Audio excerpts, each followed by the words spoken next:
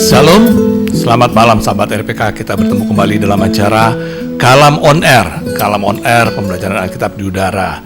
Kami malam ini siaran berdua, saya Salomo Manurung bersama saya Yudhistira Daniel. Ya, Pastor Yudhistira Daniel. Ya, kita akan membahas pelajaran baru malam ini, lanjutan dari pembelajaran minggu lalu.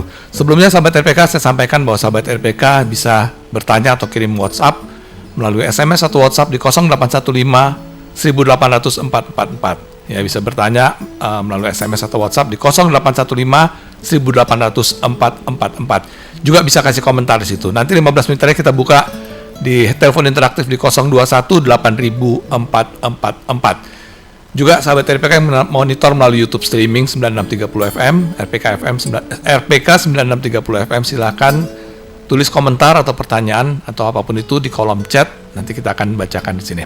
Baik sahabat RPK, sebelumnya ya Pastor, ke minggu lalu kita udah siaran bersama ya. Ya. Minggu lalu kita temanya Bisikan Roh Kudus. Bisikan Roh Kudus. Ya. Sebelumnya sudah membahas mengenai gambar Allah atau God's Masterpiece. Iya. Sebelumnya mungkin kita sampaikan kesimpulan dari pembelajaran minggu lalu ya. Baik. Silakan Pastor. Kesimpulan dari pelajaran minggu lalu Bisikan Roh Kudus ya. Bahwa Roh Kudus adalah Roh Allah atau Roh Yesus. Ya. Lalu Yesus senantiasa menyertai kita dalam rupa Roh Kudus. Ya. Dalam Matius 28 ayat 20 dikatakan demikian ya. Ibrani 13 ayat 5b dikatakan Tuhan tidak sekali-kali pun meninggalkan kita. Amin.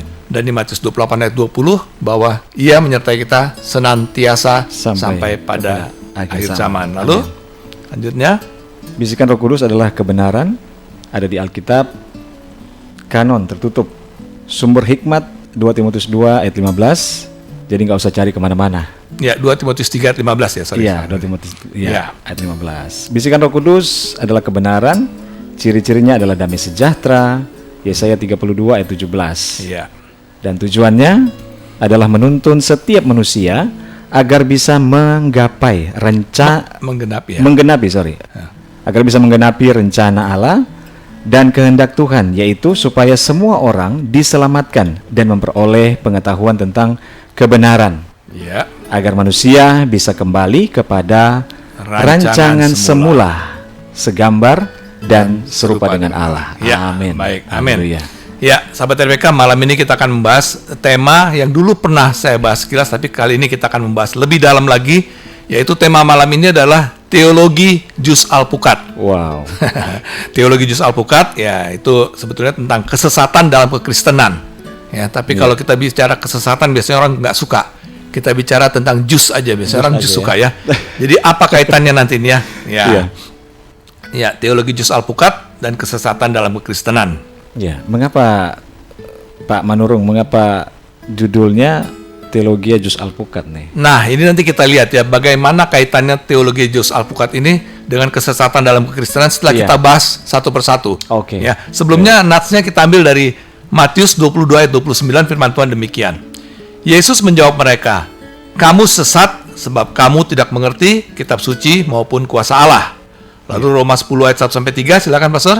Roma 10 ayat 1-3, saudara-saudara, keinginan hatiku dan doaku kepada Tuhan ialah supaya mereka diselamatkan. Sebab aku dapat memberi kesaksian tentang mereka bahwa mereka sungguh-sungguh giat untuk Allah, tetapi tanpa pengertian yang benar. Ayat 3, sebab oleh karena mereka tidak mengenal kebenaran Allah dan oleh karena mereka berusaha untuk mendirikan kebenaran mereka sendiri, maka mereka tidak takluk kepada kebenaran Allah. Ya. Haleluya. Amin. Haleluya. Ya, sering kita lihat ya dalam perdebatan atau diskusi di YouTube ya. Kita sering lihat bahwa para teolog itu yang seharusnya terjadi adalah adu argumentasi. Ya, pendapat dia bagaimana tentang ayat ini atau pendapat dia bagaimana tentang pandangan yang lain. Benar. Adu argumentasi. Tapi yang sering terjadi saya lihat mereka saling sesat menyesatkan. Saling adu kepintaran. Mungkin mereka pintar, merasa pintar, mereka adu kepintaran dan saling sesat menyesatkan. Kalau yang satu pendapatnya tidak sesuai dengan satu dikatakan, "Oh, kamu tuh sesat." Iya, benar. Ya. Nah, ini kita akan bahas ini. Apa sebetulnya? Kenapa mereka berani katakan sesat? Apa ukurannya ya? Lalu kalau sudah begitu, kalau sudah saling menyesatkan tanpa dasar, tanpa ukuran yang benar, yang terjadi apa? Perpecahan dan debat itu menjadi bukan diskusi, bukan debat yang bagus lagi, tapi menjadi debat kusir. Iya, debat kusir. Kalau ada dua orang berdebat dengan dasar yang berbeda, pasti akan terjadi debat kusir. Ya. Yang paling gampang, saya dengan Pastor Yudhistira ya. Pastor Yudhistira kesini naik mobil warna hitam. Nah, saya kesini naik mobil warna putih. Ketika kita bicara mobil, di pikiran Pastor Yudhistira pasti mobil putih, mobil hitam ya. Di pikiran saya mobil putih. Nah, itu dua orang itu bisa berbeda kecuali ada standarnya. Oke, standarnya apa? Mobilnya kita lihat, oh sana hitam, sana putih. Oke, jadi jelas. Nah, ini juga saya lihat yang terjadi debat kusir ini karena mereka tidak takluk seperti tadi ayat yang kita bacakan ya. Mereka tidak takluk kepada kebenaran Allah. Kalau kita baca dari bawah ya. Karena mereka tidak takluk kepada kebenaran Allah, mereka berusaha untuk mendirikan kebenaran mereka sendiri. Ya, akibatnya mereka tidak mengenal kebenaran Allah. Karena apa? Karena mereka tanpa pengertian yang benar. Sekalipun mereka sungguh-sungguh giat. Sekalipun mereka S3 teologi. Sekalipun mereka baca Alkitab dari Kejadian sampai Wahyu udah bolak-balik 12 kali. Tapi kalau tanpa pengertian yang benar akan melahirkan mereka tidak akan mengenal kebenaran Allah dan berusaha mendirikan kebenaran sendiri. Betul. Itu yang terjadi. Ya. Jadi kalau kita lihat, kalau mereka sudah berdebat tanpa dasar Alkitab, akan terjadi sesat menyesatkan.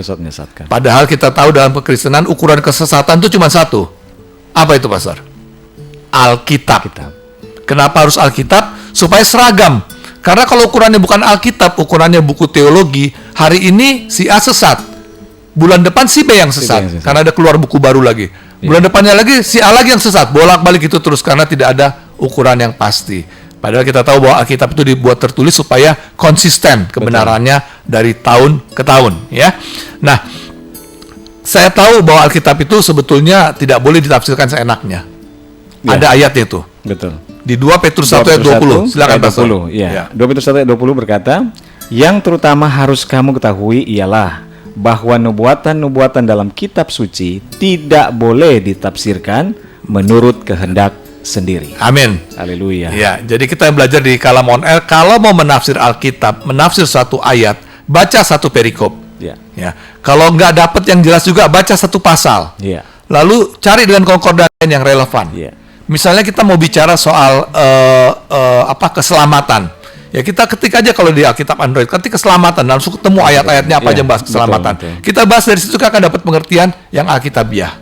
Tetapi kalau kita coba baca buku lain, buku tulisan si A, si B, itu akan terjadi debat kusir. Dasarnya akan berubah-ubah terus. Kita akan lanjutkan setelah yang satu ini.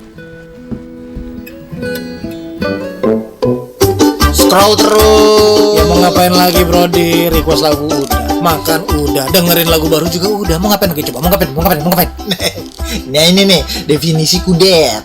Sekarang RPK FM tuh bro, ada quiz spot baru dan lebih menantang. Wih, gue sih jamin lu bisa lah nebak jawabannya. Nah, yang kayak gini-gini nih definisi intel ini sih. Quiz spot kayak gimana sih yang baru ini? Shh, jangan kenceng-kenceng ah. Takut ketahuan tetangga. Jadi sekarang lu siap-siap aja ikutin. Oke, simak baik-baik nih.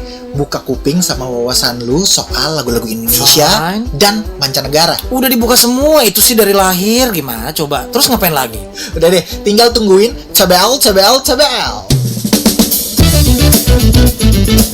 Tebak lagu loh. Itu quiz spot baru di 96,3 RPK FM yang disponsorin sama Smart Friend. Wah, bakal dapat kuota internet nih ya. Oke Brody, gua buka persaingan sehat dari sekarang kalau gitu. Wah, bukan gua saingan lu. Gitu. No, sahabat RPK yang lain, gua yakin udah semangat banget mau ikutan lagi. Oh iya. Gua mah beda jalur bro. Lagian hadiahnya bukan cuma kuota internet, tapi dapat nomor cantik juga dari Smart Friend.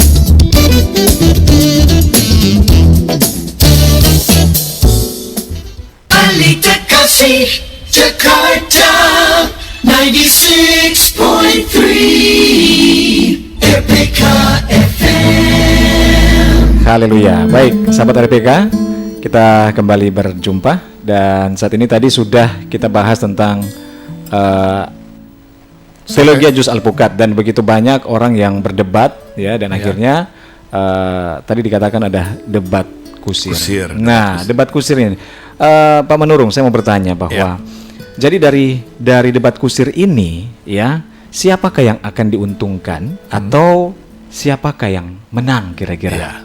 Ya, sebetulnya kalau kita sebagai orang Kristen ya, kita berdebat atau diskusi teologi ya, kita bukan cari siapa yang benar atau siapa yang salah, bukan Baik. siapa menang atau siapa yang kalah, Iya. tapi kita menggali kebenaran. Menggali kebenaran. Ya, dengan dasar Alkitab. Dengan Nah, kalau dasar tadi ditanya siapa yang menang, apakah yang suaranya keras, atau yang teologianya canggih, sudah belajar semuanya, teologi Calvinis semua dia telan bulat-bulat semuanya, Iya. atau yang pintar bahasa Ibrani, bahasa Yunani, bahasa Aram. Bahasa roh termasuk nggak, Pak? Wah, itu saya nggak tahu.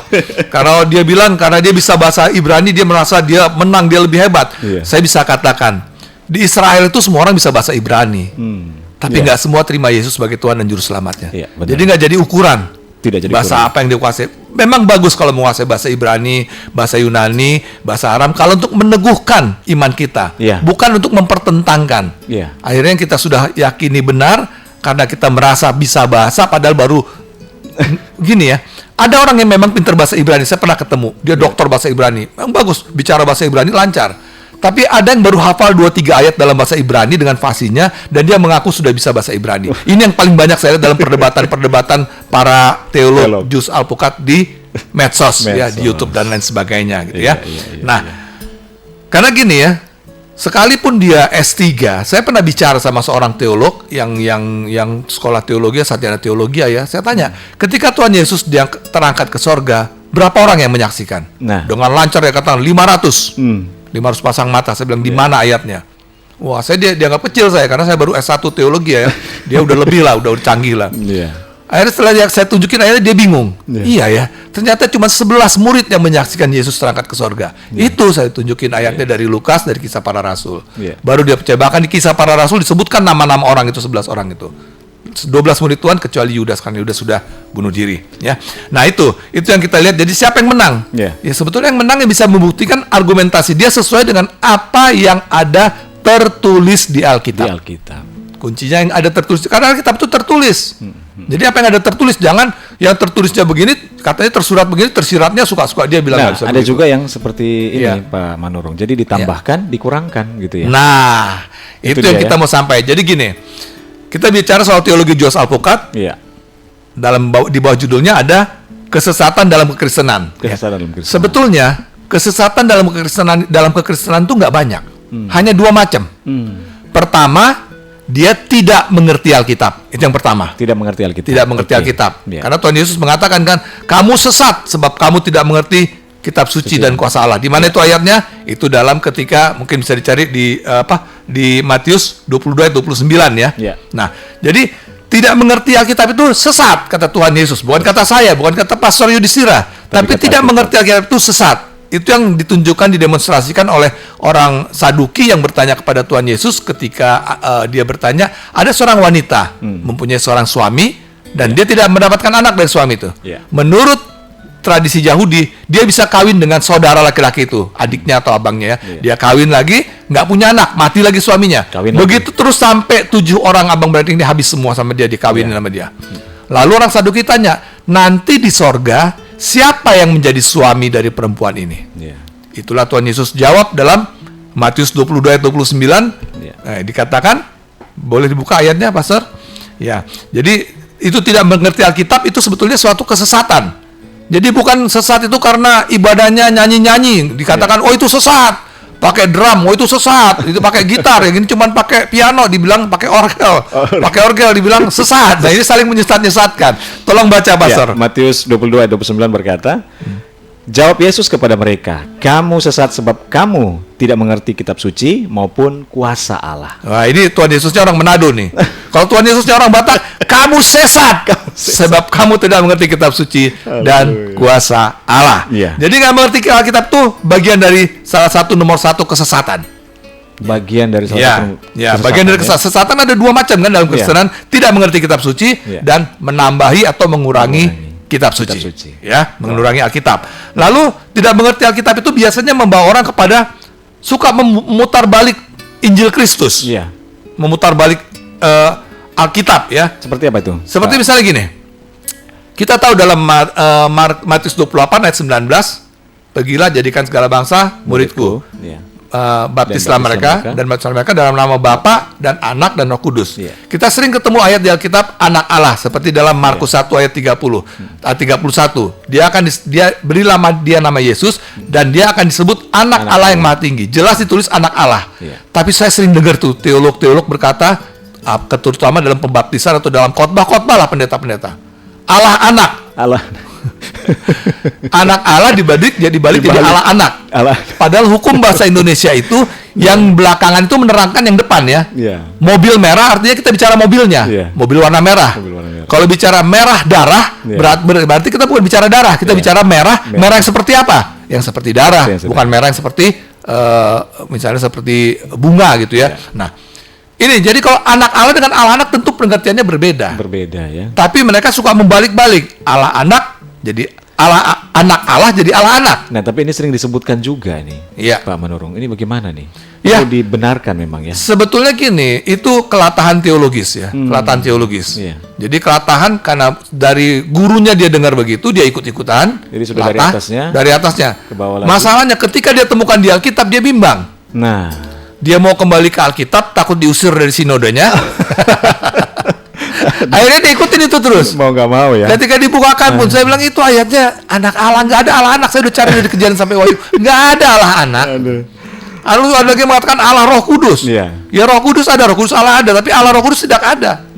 Iya. Dan yang paling sering, ini kemarin saya baru ada renungan, seorang ibu tanya pada saya, Pak, memang kata penebus dosa itu salah? Saya bilang ya salah. Iya. Tidak pernah di Alkitab dikatakan Tuhan Yesus menebus dosa manusia. Iya. Bingung dia. Jadi Tuhan Yesus ngapain ke dunia? Menebus manusia dosa. Iya. Manusianya ditebus, dosanya dihapuskan. Iya. Kalau dia menebus dosa, dosanya masuk surga, manusianya masuk neraka.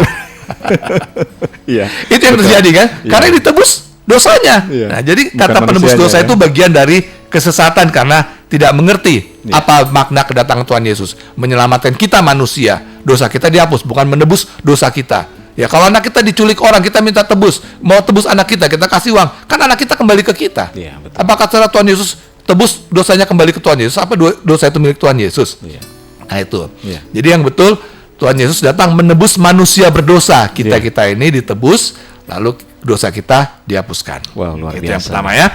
Lalu yang kedua dari bagian dari tidak mengerti Alkitab. Iya. Ya orang nggak mengerti ini suka tadi dibilang kan, walaupun sungguh-sungguh giat tapi tanpa pengertian yang benar sehingga ia mendirikan kebenarannya sendiri. Iya. Akibatnya mengacaukan pengertian Alkitab. Iya. Ya. Ketika ada Matius tadi yang saya bacakan Matius 28 ayat 19. Baptislah mereka dalam nama Bapa dan Anak dan Roh Kudus. Tuh, tiga pribadi itu. Itu gimana tuh, Pak? Aduh, haleluya. Itu sering kita lihat tiga pribadi katanya, Bapa, Anak dan Roh Kudus. Dia bilang. Oke, taruhlah, saya sering gitu kalau berdebat sama orang, saya ikutin dulu pendapatnya. Tiga pribadi, berarti ada tiga nama dong. Anak kita tahu namanya Yesus. Iya. Bapa namanya siapa? Bingung dia. Roh Kudus namanya siapa? Bingung lagi dia. Ya itu nggak ada namanya katanya. Loh, kalau nggak ada namanya bukan pribadi pasti punya nama. Iya, iya. Nah, akhirnya saya bilang bahwa Bapa, Anak, dan Roh Kudus itu bukan pribadi, tapi predikat, sebutan yang diberikan kepada Yesus. Karena apa? Perintah Tuhan Yesus, baptiskanlah mereka dalam nama Bapa dan Anak dan Roh Kudus. Tetapi para rasul melakukannya dalam Kisah Para Rasul 2:38, membaptis orang dengan dalam nama Tuhan Yesus Kristus. Amin. Amin. Ya. Jadi saya nggak percaya bahwa para rasul membangkang, Ya. tapi para rasul tahu persis bahwa nama Bapa dan Anak dan Roh Kudus itu adalah Yesus. Ya, betul. Kisah Para Rasul 2:38, Kisah Para Rasul berapa lagi tuh? 2:38 coba baca pasal 2:38 Kisah Rasul 2 ayat 38. ayat 38. Demikian firman Tuhan. Jawab Petrus kepada mereka, Ya. bertobatlah dan hendaklah kamu masing-masing memberi dirimu dibaptis dalam nama Yesus Kristus untuk pengampunan dosamu, maka kamu akan menerima karunia Roh Kudus. Ya. Jadi mereka dibaptis dalam nama Yesus Kristus. Tuhan Yesus Kristus. Amin. Itu yang Alkitab katakan. Ya. Jadi para rasul bukannya membangkang. Karena saya menemukan kata nggak ada rasul yang membaptis dalam nama Bapa dan Anak dan Roh Kudus. Ya. Mereka tahu nama Bapa dan Anak dan Roh Kudus itu adalah Yesus Kristus. Itu yang kita temukan di Alkitab. Ya. Jadi kita semua kembali ke Alkitab. Lalu berikutnya, tadi mengacaukan pengertian Alkitab selain Bapa, Anak dan Roh Kudus. Lalu ini Berapa pastor sering pernah dengar nggak orang membahas Matius 19 ayat 9? Mungkin bisa tolong dibacakan pastor. Matius 19 ayat 9. Iya. Ini sering dipakai sebagai dasar untuk pembenaran orang menceraikan istrinya. Matius 19 Ayat 9. Dari ayat 8 nggak apa-apa. ya, sebentar. Matius 19 Ayat 8 dan 9 ya. Kita bahas ini bagian dari mengacaukan pengertian Alkitabiah. ya, Matius 19 ayat 8 dan 9 berkata begini. Karena ketegaran hatimu, Musa mengizinkan kamu menceraikan istrimu. Tetapi sejak semula tidaklah demikian. Tetapi aku berkata kepadamu, barang siapa menceraikan istrinya kecuali karena zina, lalu kawin dengan perempuan lain, ia berbuat zina. Iya. Ya, Saya nggak melihat di situ dikatakan bahwa boleh menceraikan istri kalau dia berzina. nggak ada ya. Nggak ada. Yes. Inilah yang namanya mengacaukan pengertian Alkitabiah. Karena 3 ayat sebelumnya dalam Matius 19 ayat 6. Sedangkan pastor, dalam Matius 19 ayat 6. Ayat 6 dikatakan, demikianlah mereka bukan lagi dua, melainkan satu. Karena itu apa yang telah dipersatukan Allah tidak boleh diceraikan manusia. Bayangkan, di ayat 6 dikatakan apa yang dipersatukan Allah tidak boleh diceraikan oleh manusia. Masa dalam 3 ayat Tuhan Yesus langsung berubah?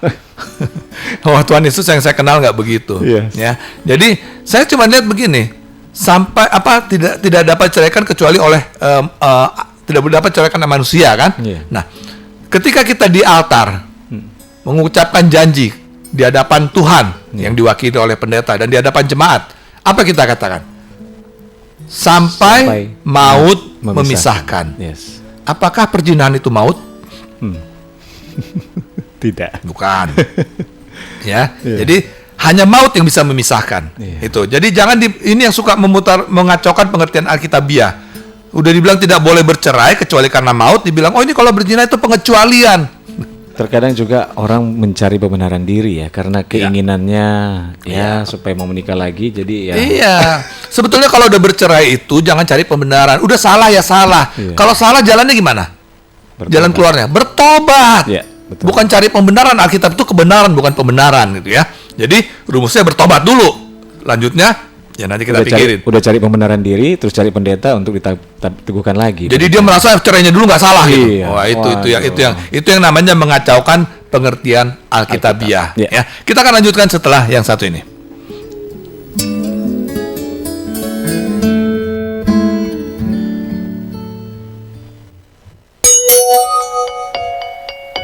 Jam di studio kami menunjukkan pukul 20:30 waktu Indonesia Barat. We satisfy your soul thirst and harmonize your life. 96.3 RPK FM.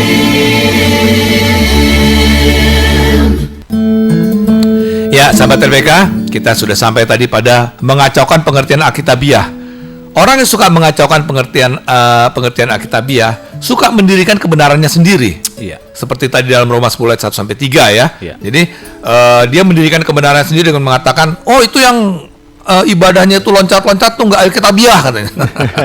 Atau itu ibadahnya terlalu kusuk, nggak semangat. Oh, itu sesat katanya. Wah, Pakai ini. organ gitu. Wah, cuman pakai orgel katanya. Padahal kita punya alat musik yang lain. Enggak. Iya, iya. Itu bukan ukurannya ya. Iya. Itulah orang-orang suka mendirikan kebenarannya Kebenaran. sendiri. Iya. Ya. Antara lain misalnya dengan mengatakan bahwa ya dia lihat dalam doktrin predestinasi. Dikatakan ada orang-orang ditentukan sejak semula untuk diselamatkan.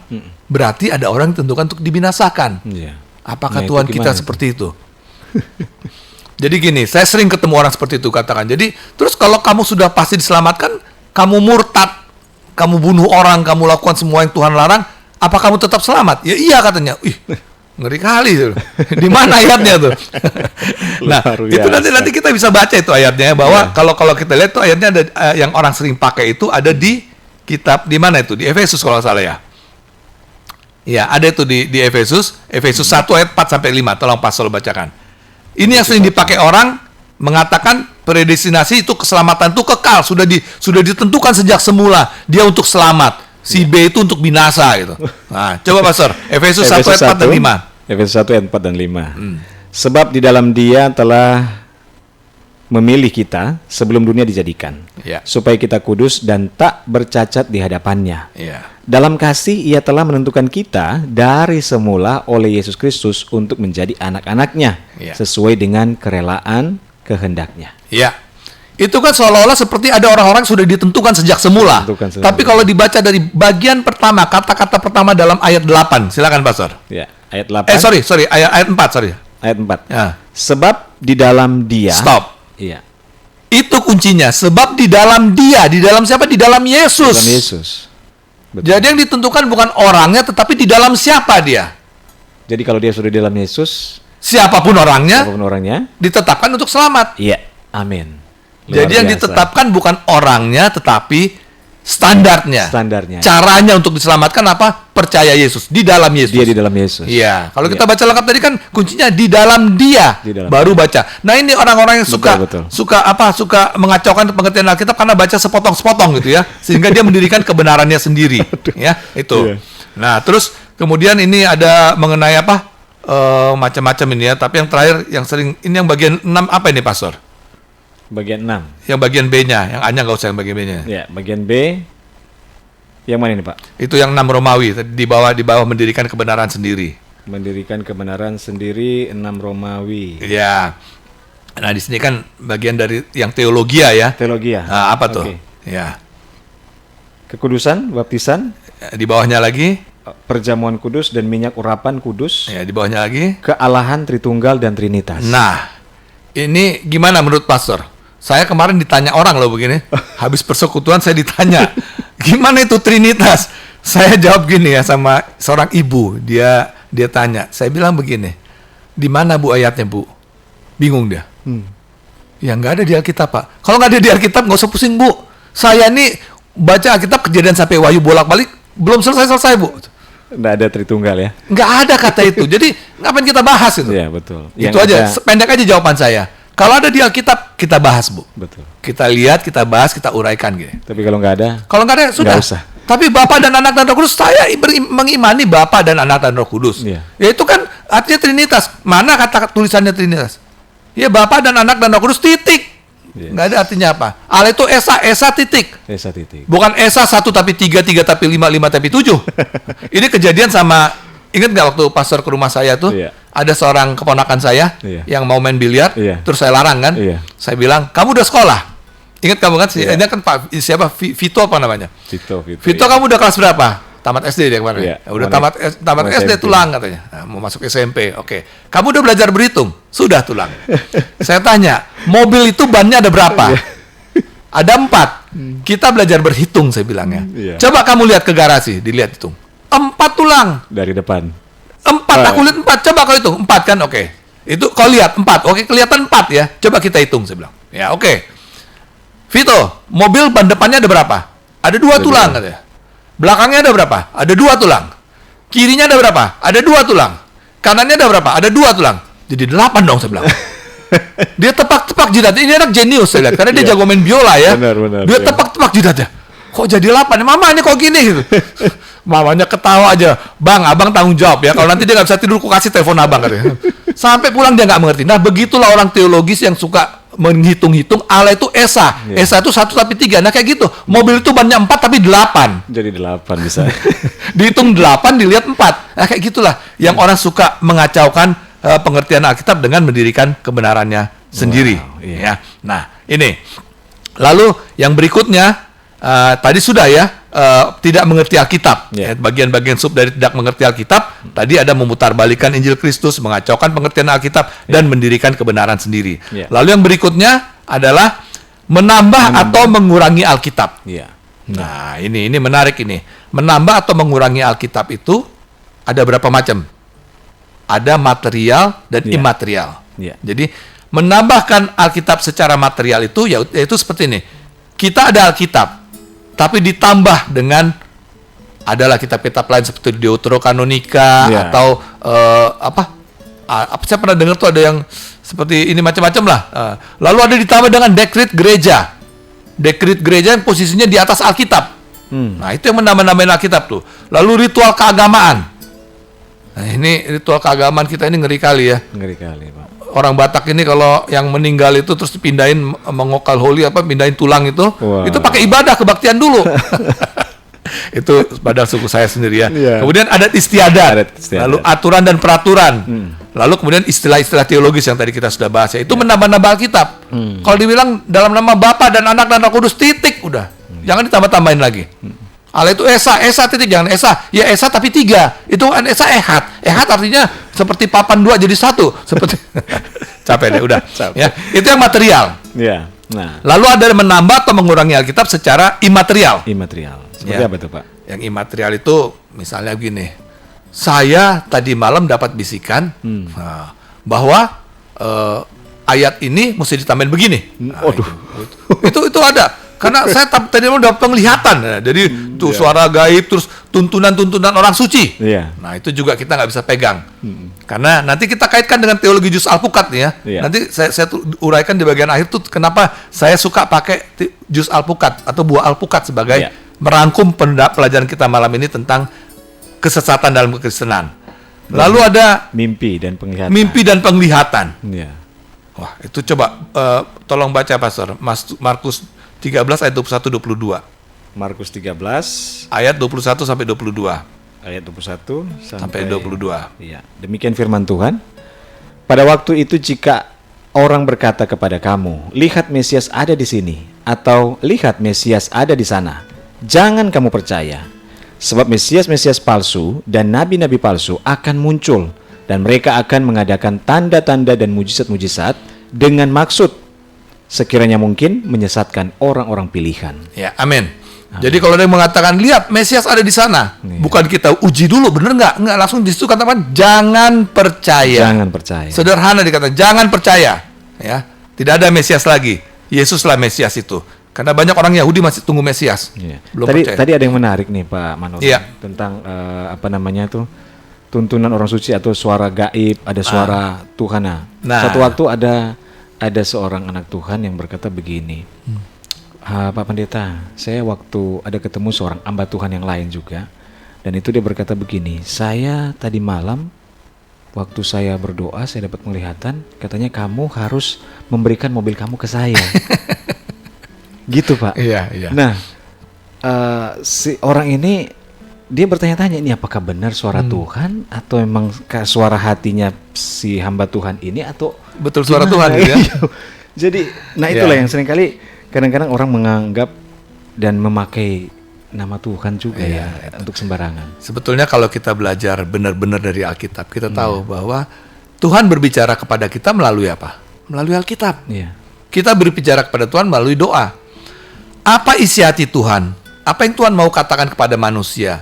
Apa yang benar? Apa yang penting menurut Tuhan? Semua sudah ada tertulis di Alkitab. Iya. Di luar itu nggak penting. Iya. Mungkin nggak benar. Mungkin benar tapi nggak penting. Iya. Atau nggak penting dan nggak benar. Iya. Nah, kalau dia katakan seperti itu, kemarin kita sudah belajar ukurannya ketika kita menghadapi sesuatu pendapat, perkataan orang, nasihat. Ukurannya apakah itu suatu kebenaran atau tidak, kembali ke Yesaya 32 ayat 17. Iya, Di kebenaran. mana ada kebenaran, di situ akan tumbuh damai sejahtera. Amin. Dan akibat dari kebenaran itu ketenangan dan ketentraman untuk selama-lamanya. Kita sudah bahas kemarin mengenai seperti arisan online. Iya. Ya, tenang tentram sementara. Begitu uangnya hilang baru dia kusut. Ya, seperti itu Atau juga ya. mungkin orang terlalu ngeroh Pak ya. Iya, karena dia malas baca Alkitab. Saya sering dengar istilah ini. Betul. Terlalu mengeroh gitu Iya. ya, sampai akhirnya apa-apa tuh wah suara Tuhan. Karena dia nggak baca Alkitab.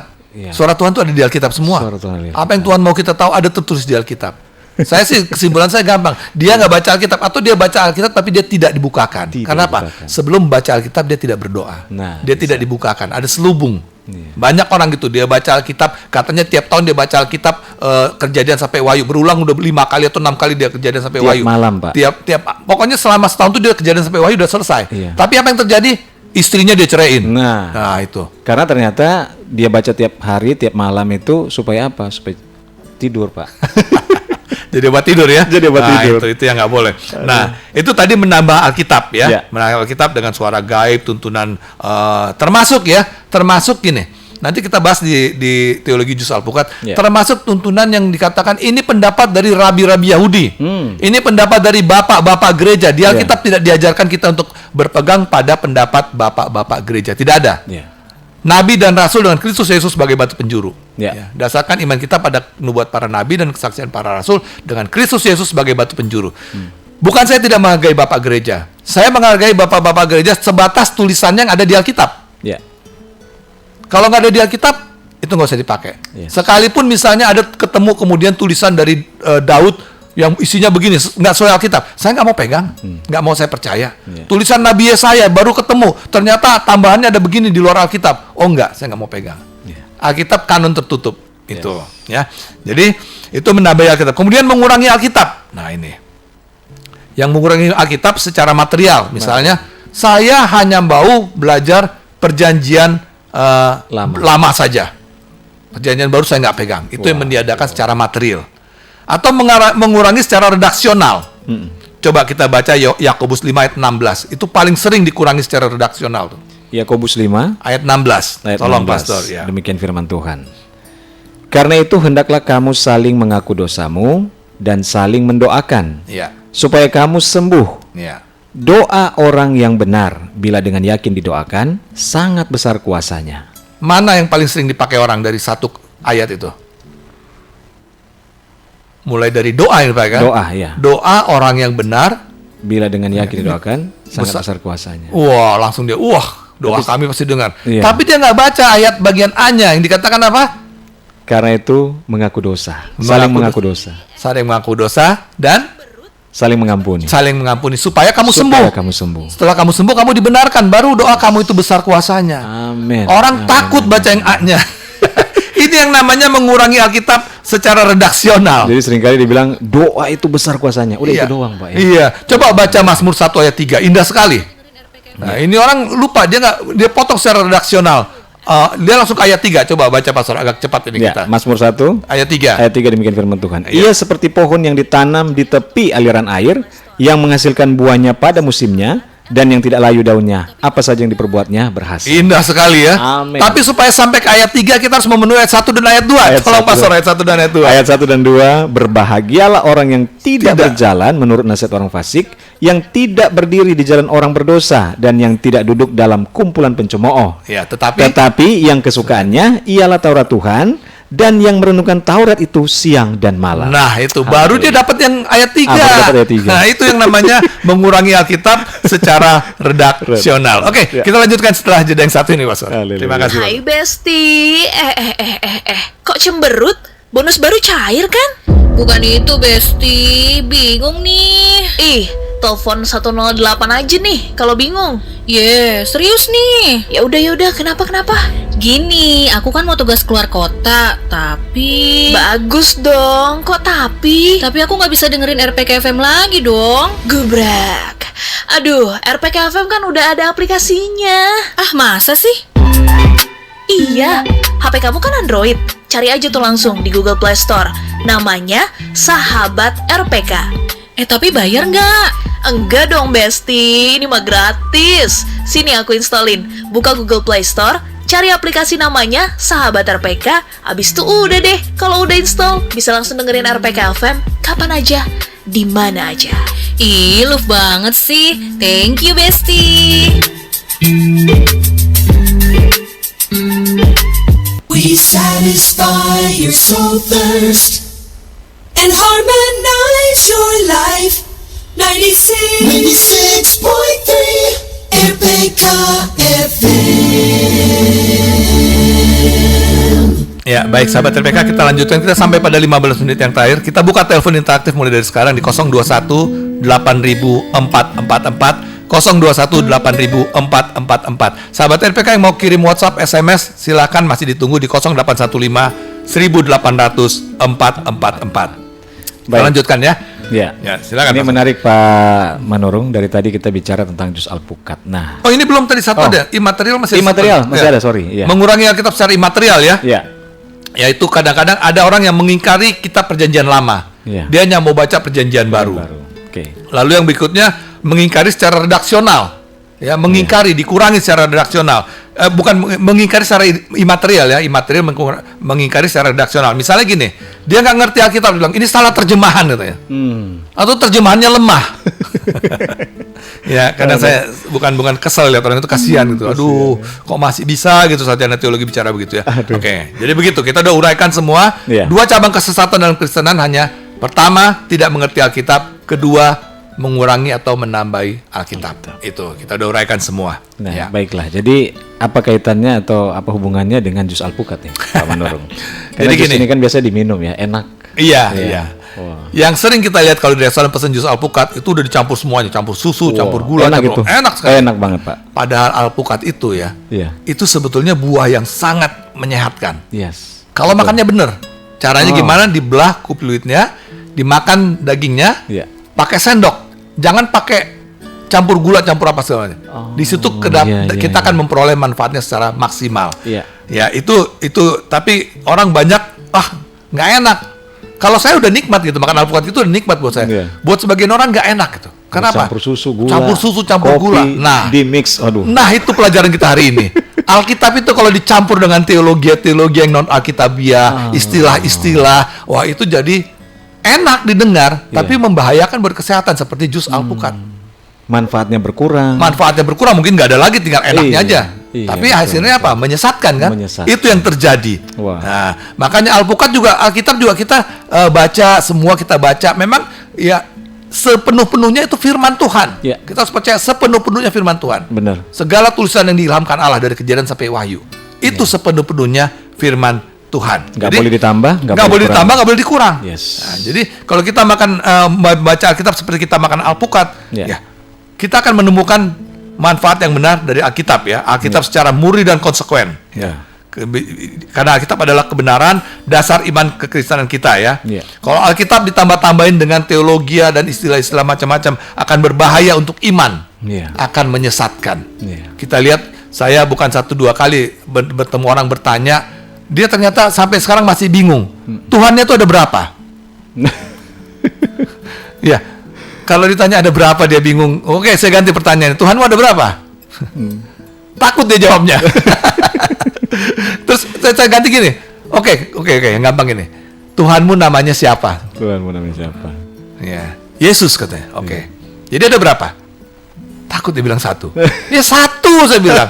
Saya itu 1, ya Tuhan kamu itu 1, namanya Yesus. Kok mesti takut gitu? Nah ini karena apa? Karena mereka terprovokasi sama doktrin-doktrin nenek moyang mengatakan, ya Allah itu 1 tapi 3 pribadi. 3 pribadi, dia terang-terangin panjang lebar, ujung-ujungnya dia bingung. Ya itu diimani, nggak bisa dipikirkan tapi diimani saja. Karena Allah itu di luar jangkauan pikiran manusia. Saya percaya yang di luar jangkauan pikiran manusia adalah jalan pikiran Tuhan. Itu di luar jangkauan pikiran manusia. Tapi keberadaan Allah yang sudah ditulis di Alkitab itu di dalam jangkauan pikiran manusia. Kenapa? Kalau kita lihat dalam Markus 12 ayat 30 dikatakan apa? Markus 12 ayat 30. Markus 12 ayat 30. Iya, Markus 12 ayat 30. Iya. Demikian firman Tuhan. Kasihilah Tuhan Allahmu dengan segenap hatimu Hatimu, dan dengan segenap jiwamu dan dengan segenap akal budimu ya. dan dengan segenap kekuatanmu. Berarti pakai akal budi kan? Yes. Pakai otak. Pakai otak. Ada yang bilang jangan pakai otak, pakai iman aja diimanin. Kasihan itu orang bingung sepanjang hidupnya. Aduh. Ketika saya terangkan begini, ini lihat saya buka ayat-ayatnya bilang, kok gampang? Emang gampang kalau dari Alkitab. Ini yang ya saya terus terang ya, saya belajar teologi itu 98% dari Alkitab. Saya nggak mau belajar, bukan nggak mau, saya baca buku-buku lain tapi ketemu gitu, wah ini Alkitab nggak bilang begini, saya wah nggak cocok, udah saya singkirkan. Jadi itulah yang mendirikan kebenarannya sendiri, dia tidak takluk pada kebenaran Alkitab, dia mendirikan kebenarannya sendiri, ya itu yang terjadi. Ya. Nah dari sini kita sudah tahu bahwa kalau kita mengatakan orang itu sesat, ya sebaiknya kita nggak usah mengatakan lah ya. Tapi kalaupun ada orang mengatakan kita sesat, kita tanya apa ukuran dia mengatakan kita sesat. Apa karena liturgi kita urutannya berbeda sama gereja dia katakan kita sesat, dia benar? Atau kita katakan dia sesat, kita benar? Sebetulnya mana yang sesat? Kalau terjadi seperti itu? Jawabannya, dua-duanya bisa sesat. Karena apa? Bisa aja dua-duanya nggak sesuai Alkitab kan? Karena apa? Manusia itu bisa salah dan cenderung salah. tapi Alkitab tidak pernah Tidak salah. pernah salah. Itu makanya Alkitab itu dibuat tertulis supaya kita semua mempunyai iman yang seragam kepada Tuhan Yesus. Ya. Amin, amin, amin. Ya, gimana, Pastor? Ya, jadi mungkin juga para pendengar RPK mungkin saat ini bertanya-tanya, Pak. Jadi seperti apa dong kalau kita hanya baca terus Alkitab? Memang kita harus kembali kepada Alkitab. Nah, tapi apakah boleh kita juga tentunya butuh tuntunan gitu ya? Iya. Nah, itu bagaimana, Pak Manurung? Artinya tuntunan dari mungkin orang lain atau hamba Tuhan ya, lebih tepatnya. Itu gimana, Pak? Itu bagus, jadi mempermudah ya, mempermudah. Memang ketika saya baca, saya pertama kali baca Alkitab itu Alkitab penuntun hidup berkelimpahan. Ketika saya kuliah di Fakultas Hukum tahun 2007, selama 4 tahun saya baca habis itu. Loncat-loncat, nggak berurutan. Wah, saya merasa, saya udah pernah baca Alkitab dan penjelasannya dari Kejadian sampai Wahyu, walaupun nggak berurutan. Ketika saya masuk sekolah teologi tahun 2014, pertama-tama disuruh baca Kejadian sampai Wahyu berurutan. Ulang lagi baca berurutan. Tapi ternyata dahsyat.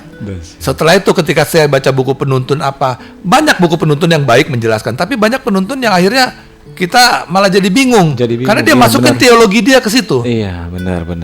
Ketika kita cari di Alkitab gak ada, akhirnya bingung. Gitu. Itu yang terjadi. Jadi tanpa kita pernah baca Kejadian sampai Wahyu, kita nggak akan tahu apakah penuntun ini baik, benar atau enggak. Ketika kita punya pengalaman dari Kejadian sampai Wahyu, kita akan tahu ini nggak cocok. Kita akan sensitif. Kita seperti punya sensor yang luar biasa. Ini enggak. Sebaliknya, ketika kita sedang gundah gulana, saya pernah baca bahwa rancangan Tuhan adalah damai sejahtera dan bukan rancangan kecelakaan. Di mana tuh ayatnya? Cari pakai Alkitab. Ternyata ada Yeremia 29 ayat 11. Nah, seperti itu. Jadi kita nggak gampang terombang-ambing dengan pendapat orang, ajaran orang atau apa lain sebagainya. Ya. Jadi bisa dikatakan kalau dia nggak baca Alkitab, ya jangan asal-asalan pakai Alkitab gitu ya. Jangan pakai penuntun. Baca Alkitabnya dulu.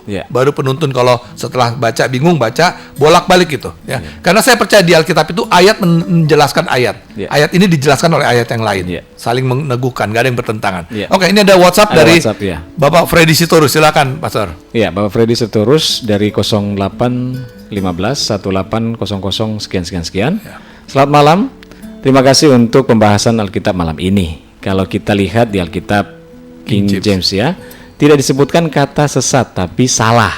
Nah, dan kalau kita baca terjemahan Alkitab Lembaga Alkitab Indonesia, ternyata cukup banyak terjemahan yang tidak atau kurang sesuai dengan King James. Terima kasih. Itu gimana, Pak? Iya, Pak Freddy Sitorus, saya sering mendengar komentar seperti ini dari orang ya. Kalau saya begini ya, kita harus tahu bahwa Lembaga Alkitab Indonesia itu, penterjemah di Lembaga Alkitab Indonesia itu orang-orang yang secara akademis sangat mumpuni, bahkan sangat profesional. Mereka doktor bahasa Ibrani itu bukan baru 2-3 tahun, udah 10 tahun, belasan tahun. Doktor bahasa Yunani, doktor bahasa Aram, doktor arkeologi, sejarah, semua lengkap di situ.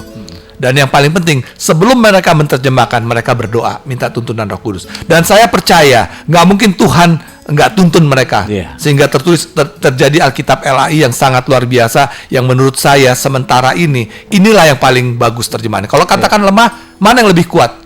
Belum ada. Nah, kalau kita mau belajar King James Version, kadang-kadang saya bingung, saya gini ya. Gini, Pak Freddy Sitorus. Pak Freddy Sitorus pernah dengar nggak joke di medsos ya, dikatakan kalau kau menyembah aku akan berikan isi dunia ini kepadamu. Amin, kata semua orang. Karena apa? Dia nggak tahu siapa yang bicara. Ketika dibaca di Alkitab LAI, kita tahu ternyata kalau kamu menyembah akunya huruf kecil. Ini berarti bukan Tuhan nih. Ternyata betul yang berkata itu setan.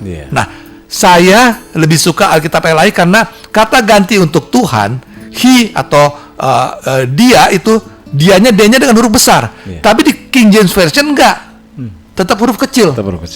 Jadi ya, saya pernah sekolah di luar negeri ya. Jelek-jelek ini saya pernah sekolah di luar negeri cukup lama juga. Saya menguasai bahasa Inggris, tapi saya kok lebih nyaman baca yang LAI punya gitu. Ya, memang kadang-kadang kita pengen tahu gitu, apa sih menurutnya seperti Esa di LAI. Sebetulnya King James Version bilangnya apa? One. Bukan united, bukan unity, tapi one. Berarti kan betul one kan, satu Iya, kan? iya. Apalagi gitu. Nah, itu. Tapi kalau dibilang tidak sesuai dengan KJV, ketika tidak sesuai, ya saya bukan merasa saya jago bahasa Inggris, tapi saya lebih jago bahasa Indonesia. Jadi saya pegang yang bahasa Indonesia. Gitu. Ya, kalau setiap Selasa itu LAI sering jam 7 sampai jam 8, saya di jalan suka dengar. Iya. Ya, saya memang saya pengagum LAI ya, terjemahan LAI, karena saya nggak merasa ada yang susah dimengerti di LAI ini. Iya. Semua bisa dimengerti asal kita sabar, berdoa sama Tuhan, minta dibukakan. Pokoknya kembali ke Lukas 24 ayat 45 deh. Nah, kalau kita mau ngerti tulisan Tuhan, kembali kepada penulisnya. Tolong Pastor, terakhir kita baca Lukas 24 ayat 45. Lukas 24 ayat 45, demikian Iya. firman Tuhan.